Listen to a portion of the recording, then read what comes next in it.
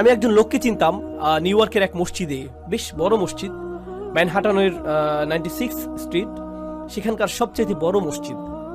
আর এটার সামনেই বিশাল বড় একটা অ্যাপার্টমেন্ট কমপ্লেক্স। সেখানে এক হিন্দু লোক বাস করত। মসজিদটাও সেখানে যুগ যুগ যাবৎ ছিল। সে প্রতিদিন সেই দিক দিয়ে যেত আর শুনত, কারণ তারা মাইকে আজান দিত। তো তিনি আজান শুনতেন, সবসময় সেটা শুনতে পেতেন। 96 বছর বয়স, মসজিদে এসে বললেন, আমি মুসলিম হতে প্রস্তুত। 96 বছর বয়স, শাহাদা পাঠ করলেন।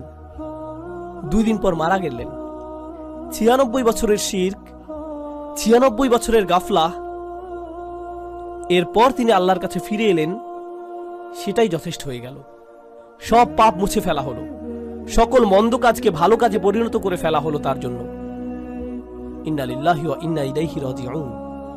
এটাই আল্লাহর দয়া, কারো প্রতি এটাই আল্লাহর ভালোবাসা।